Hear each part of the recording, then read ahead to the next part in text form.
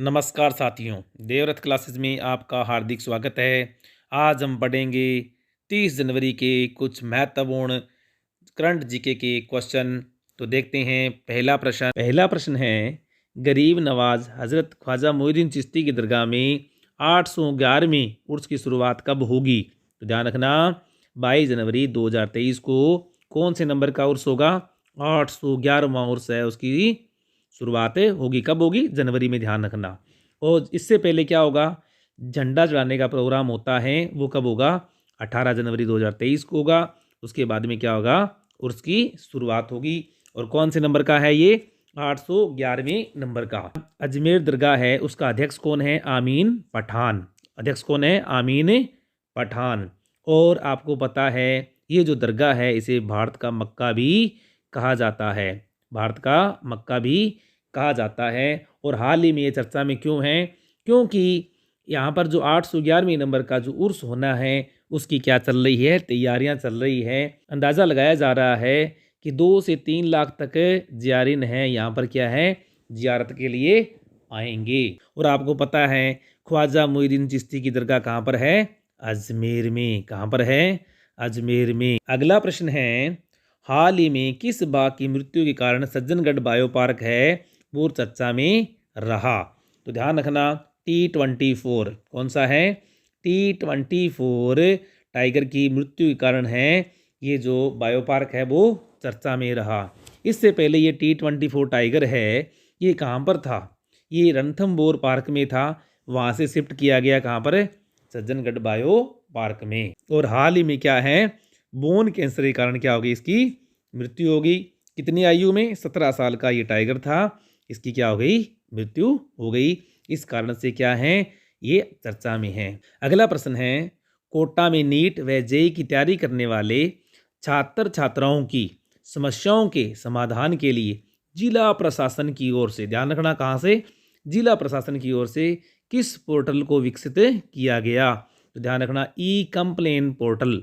कौन सा पोर्टल है? ई कंप्लेन पोर्टल, जहाँ पर छात्र छात्राएं हैं किसी प्रकार की समस्या को इस पोर्टल पर डाल सकेंगे। अगला प्रश्न है, भारत ब्रिटेन को पछाड़कर विश्व की 5वीं बड़ी अर्थव्यवस्था बना। अपने को सभी को पता है, लेकिन भारत की अर्थव्यवस्था का आकार कितना है? तो ध्यान रखना कि भारत की अर्थव्यवस्था कितने हैं? 70 लाख करोड़ रुपए की अर्थव्यवस्था बन गई। इसलिए जबकि ब्रिटेन की अर्थव्यवस्था है वो कितनी? 67 लाख करोड़ रुपए की है। इसलिए भारत ने क्या है? ब्रिटेन को पछाड़ कर 5वीं सबसे बड़ी अर्थव्यवस्था बनने वाला विश्व का 5वां देश बना।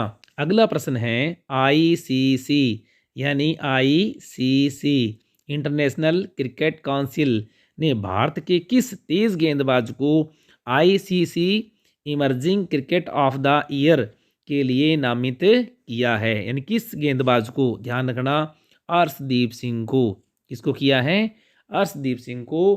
किसके लिए? आईसीसी ने emerging cricketer of the year के लिए नामित किया है। आपको पता है कि अर्शदीप ने हाल ही में क्या किया था? इंटरनेशनल क्रिकेट के अंदर पदार्पण किया था।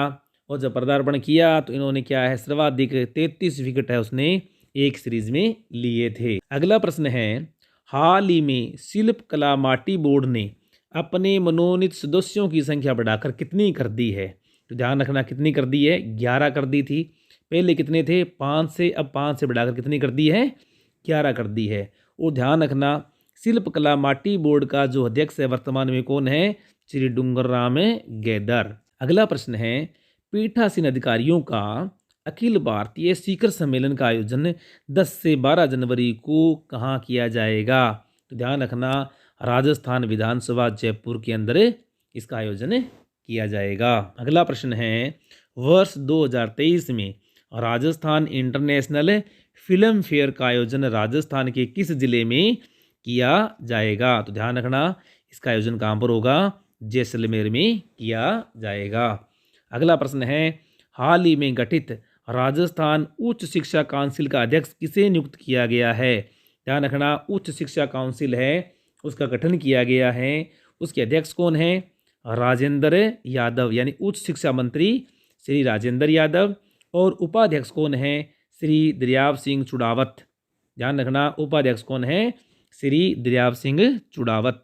अगला प्रश्न है, हाल ही में मुख्यमंत्री अशोक गहलोत ने state of the art gym and fitness centre कितने जिलों में खोलने के लिए कितने 31.5 करोड़ रुपए की स्वीकृति प्रदान की। तो ध्यान रखना कितने, राज्य के सभी संभाग मुख्यालयों पर। अगर वो पूछे कितने, राज्य के सभी संभाग मुख्यालयों पर, और संभाग मुख्यालय कितने हमारे पास में 7, और जितने भी इसमें संभाग में जिले हैं मतलब 7 संभाग मुख्यालय कौन से हैं, 7 जिले, तो उतने में क्या है ये जिम एंड फिटनेस सेंटर खोलने की स्वीकृति प्रदान की।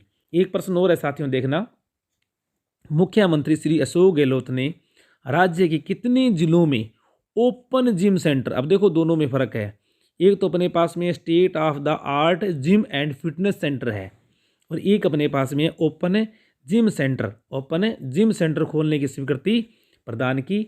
तो ओपन जिम सेंटर है वो क्या है, आप लोग देख रहे होंगे सभी जिलों के पार्क में 33 के 33 जिलों में खोलने की स्वीकृति है वो इन्होंने प्रदान कर दी। अगला प्रश्न है, राज्य की सूचना एवं जनसंपर्क विभाग के अतिरिक्त निदेशक जिन्हें इफेक्टिव गवर्नमेंट कम्युनिकेशन अवार्ड 2022 से सम्मानित किया गया है, ध्यान रखना कौन है, अरुण शर्मा।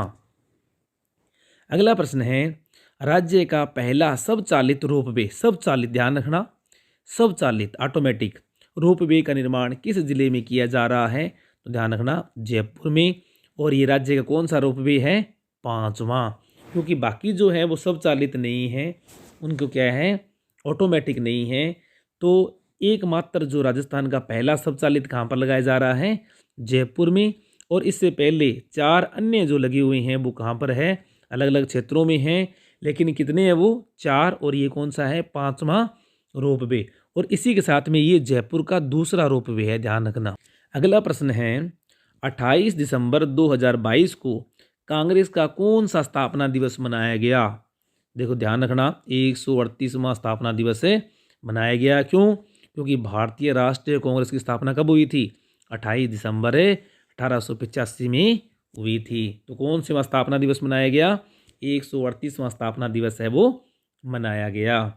अगला प्रश्न है, राजस्थान की वह पहली महिला रग्बी खिलाड़ी, ध्यान रखना महिला रग्बी खिलाड़ी जिन्होंने हाल ही में सिल्वर पदक जीता, तो ध्यान रखना कौन है, भूमिका शुक्ला, और कहाँ की है, जयपुर की है। अगला प्रश्न है, 3 दिवसीय शरद महोत्सव की शुरुआत राजस्थान के किस जिले में हुई, तो ध्यान होना चाहिए आपको, शरद महोत्सव कहाँ मनाया जाता है, माउंट आबू सिरोही में मनाया जाता है।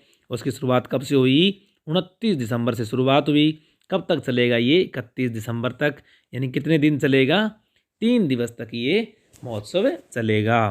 अगला प्रश्न है, राजस्थान यूनिवर्सिटी में आयोजित स्टेट मास्टर्स एथलेटिक्स चैंपियनशिप 2022 में किस महिला खिलाड़ी ने 3 प्रतियोगिताओं में सिल्वर पदक जीता।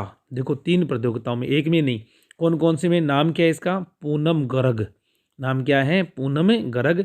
इसने 100 मीटर, 200 मीटर और 800 मीटर एथलेटिक्स यानी रेस के अंदर क्या है, सिल्वर पदक जीता। एक साथ एक ही प्रतियोगिता में 3 पदक, कौन कौन से में, 100 मीटर, 200 मीटर और 800 मीटर। तो ये थे साथियों आज के 30 तारीख के करंट जीके के बहुत ही महत्वपूर्ण प्रश्न। वीडियो को लाइक कर दें, शेयर कर दें, और चैनल पर फर्स्ट टाइम है तो चैनल को सब्सक्राइब अवश्य कर दें। थैंक यू साथियों।